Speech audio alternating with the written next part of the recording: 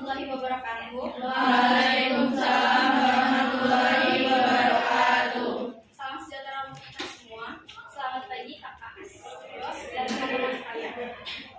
Kami dari kelompok 2 yang terdiri dari saya, Hafilat Nufus, dengan NPM 2213036 sebagai moderator. Izin memperkenalkan diri, nama saya Estetika dengan NPM 2213038 sebagai presentator. Saya Rita Cecilia Francisca dengan NPM 22130320111 sebagai presentator. Saya Nuraini Triana dengan NPM 22130320111. Saya Metosari dengan NPM 2213 Saya Muhammad Fitri, NPM 2213. Hari ini kami akan mempresentasikan makalah kami yang berjudul Bangsa dan Negara. Untuk materi pertama, bisa dijelaskan oleh materi pertama. Baik, saya akan menjelaskan materi tentang pengertian bangsa. Bangsa adalah sebuah kelompok orang. Pengertian bangsa. Bangsa adalah sekelompok orang yang memiliki adat istiadat, asal-usul, bahasa, dan sejarah yang sama serta berkepemimpinan sendiri. Bangsa sendiri ialah sebuah kelompok yang terdiri dari sebuah kelompok orang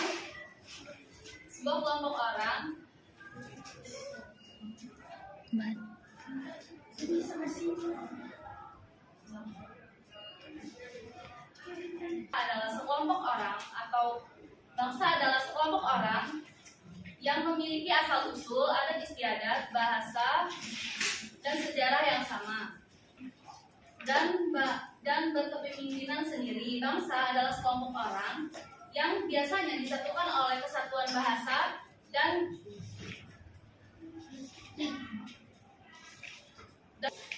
wilayah tertentu di bumi.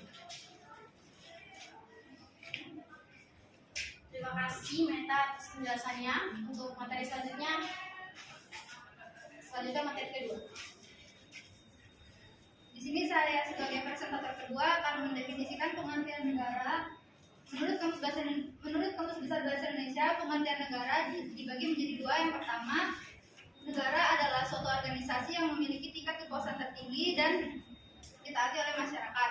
Yang kedua, negara adalah suatu kelompok sosial di bawah organisasi, lembaga, partai politik, dan juga pemerintahan yang berdaulat. Selain itu, pengertian negara juga didefinisikan oleh beberapa ahli, seperti Roger yang menyatakan bahwa pengertian negara adalah alat untuk mengatur persoalan-persoalan bersama masyarakat. Kemudian Max Weber yang mengatakan bahwa negara adalah suatu masyarakat yang memiliki hak monopoli dalam penggunaan kekuasaan fisik secara sah di dalam suatu wilayah. Terima kasih. Terima kasih penjelasannya Esti. Untuk materi selanjutnya akan dibacakan oleh kita sendiri.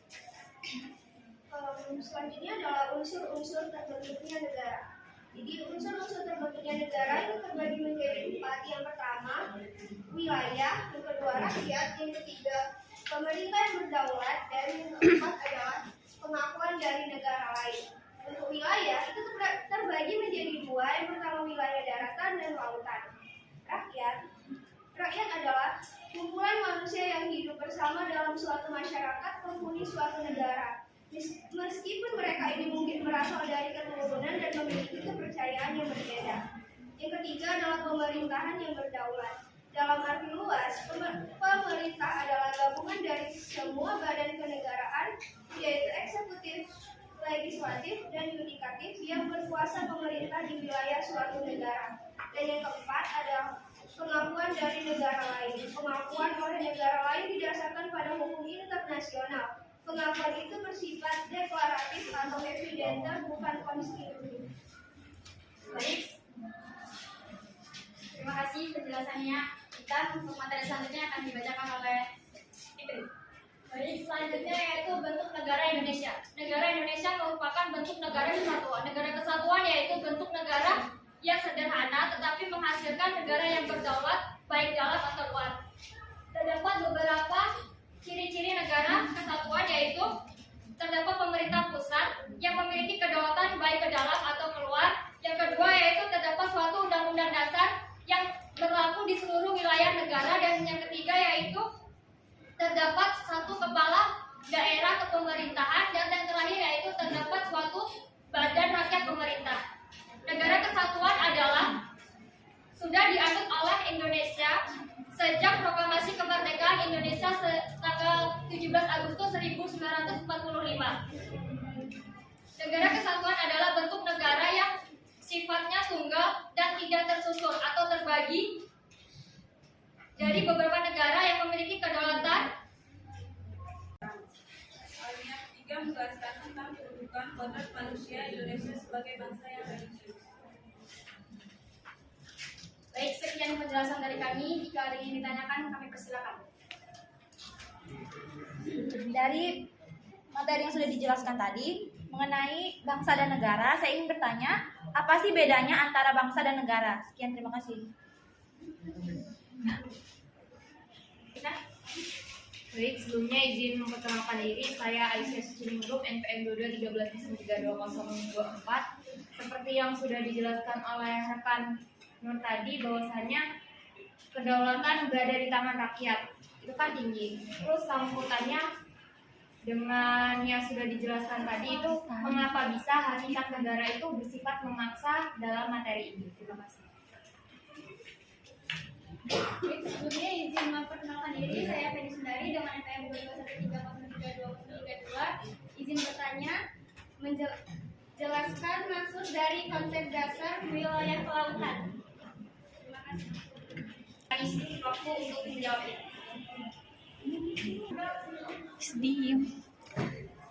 Terima kasih untuk teman-teman semua pertanyaannya. Silakan kami untuk menjawab. Silakan untuk peserta menjawab pertanyaan dari Rosia. Pertanyaannya, apa bedanya bangsa dan negara? Jawabannya, perbedaan negara merupakan suatu organisasi besar yang teratur, sementara bangsa hanya sekumpulan masyarakat. Negara memiliki legitimasi dalam mengatur dan memaksa masyarakat, sementara bangsa tidak.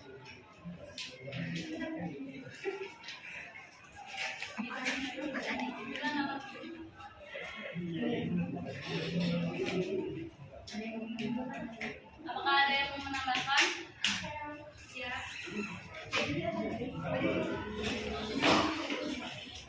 Jadi bisa menambahkan jawaban dari mereka tadi mereka bilang bangsa adalah sekumpulan masyarakat kan? Nah di sini saya mau menambahkan bahwa rencana kumpulan masyarakat yang membentuk negara disebut sebuah bangsa.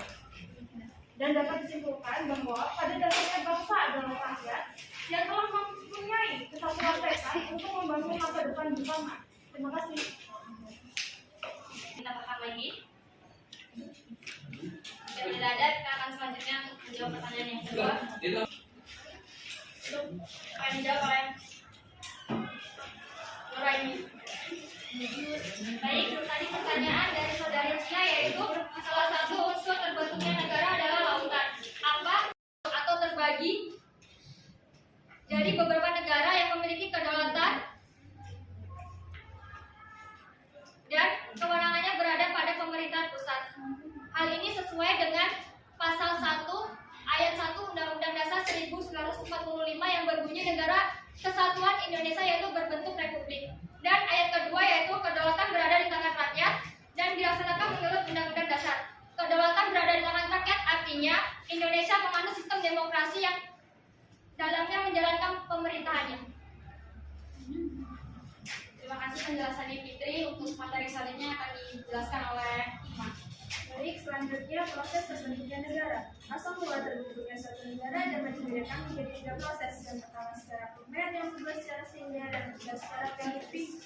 Yang pertama secara primer, terjadinya diawali dengan adanya keluarga yang memenuhi kekuasaan masing-masing. Adapun tahapannya yaitu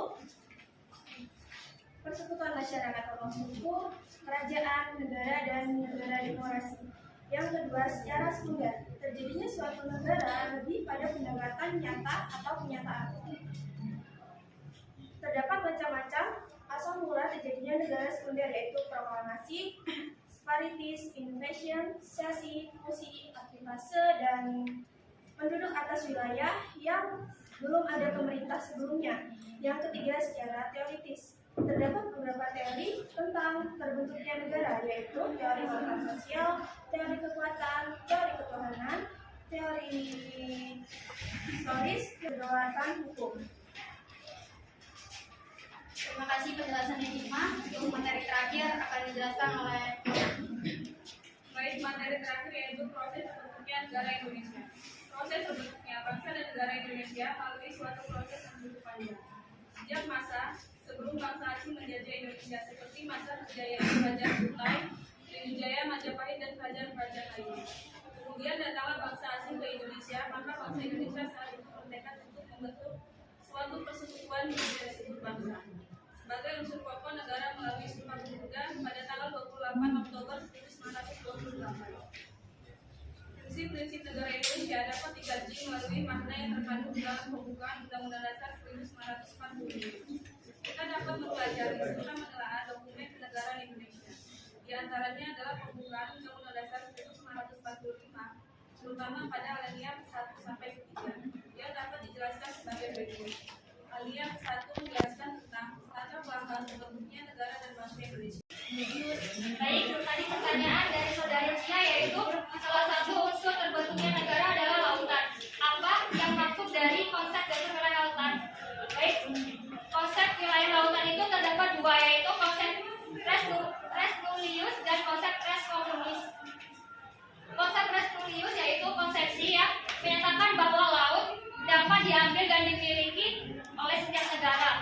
Dan konsep res komunis yaitu konsepsi yang beranggapan bahwa laut adalah milik masyarakat dunia, tidak dapat diambil atau dimiliki oleh setiap negara.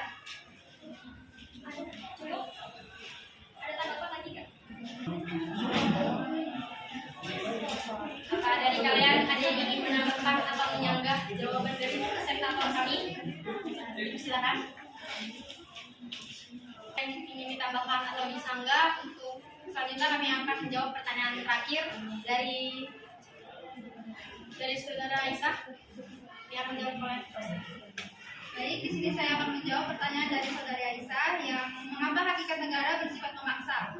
Ini karena setiap negara memiliki kekuatan fisik secara legal yang berarti semua peraturan perundang-undangan yang berlaku harus ditaati sehingga kemakmuran dan ketertiban negara tercapai. Apakah saudari Aisyah sudah jelas? Memberikan contoh undang-undang yang memaksa itu dalam hakikat negara itu yang seperti apa? Atau contoh bisa dibacakan? Baik, saya akan menjawab pertanyaan dari saudari Aisyah. Pertanyaannya, contoh undang-undang yang bersifat memaksa ya. Contohnya yaitu terdapat pasal 22 UUD 1945 yang terdiri atas 3 ayat. Ayat pertama yaitu dalam hal kegentingan yang memaksa, Presiden berhak menetapkan peraturan pemerintah sebagai pengganti undang-undang. Ayat kedua yaitu peraturan pemerintah harus mendapat persetujuan DPR, dan ayat ketiga yaitu jika tidak mendapat persetujuan DPR maka peraturan pemerintah itu harus dicabut. Jadi menurut kalian apakah dari pasal 22 yang disampaikan tadi sudah terlaksana di negara kita? Yes. Pusing nih Pak. Yang sudah itu seperti apa dan yang belum itu yang seperti apa? Yes.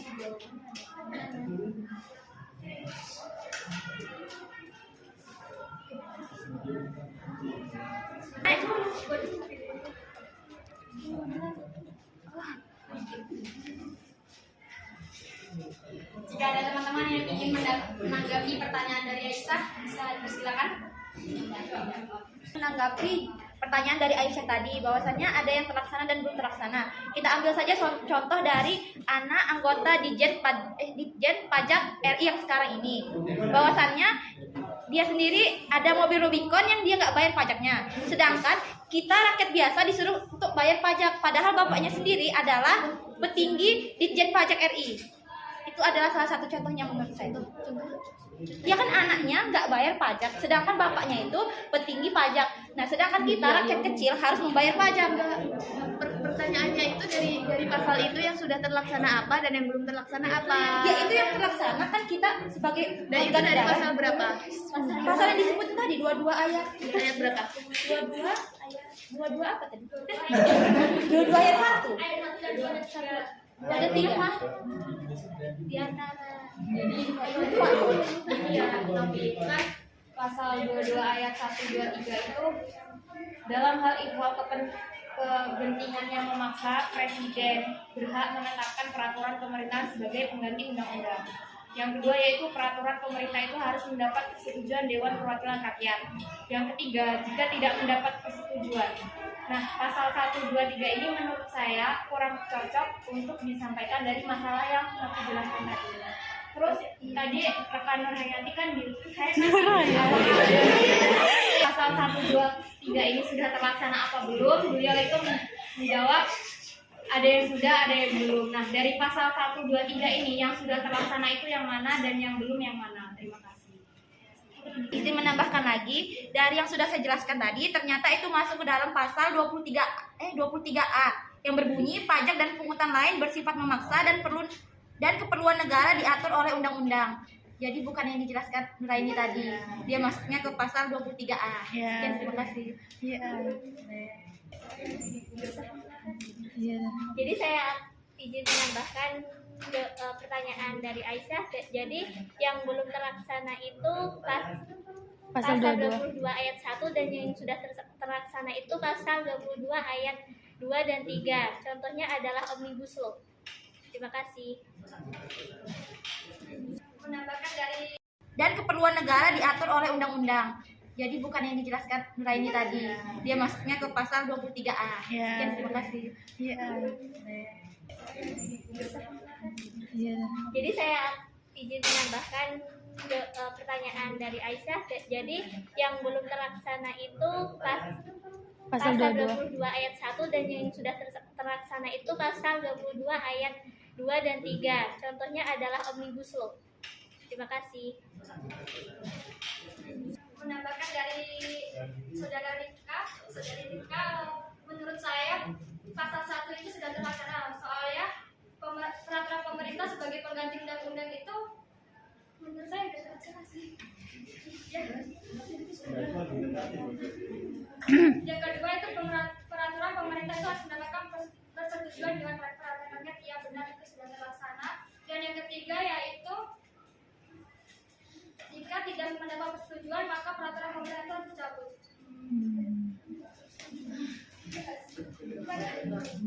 Belum sih. Itu kalau menurut saya itu belum pasal 3. Udah. Bagaimana saudara Aisyah? Jadi bisa disimpulkan tadi kalau dari sudut pandang yang berbeda bahwasanya jawabannya juga berbeda. Kalau dari saudara Rinka yang belum terlaksana itu pasal 1, kalau dari saudara pemateri itu yang belum terlaksana pasal 3. Jawabannya subjektif. Udah. Terima kasih. Sekian pembahasan dari kami. Dapat disimpulkan bahwa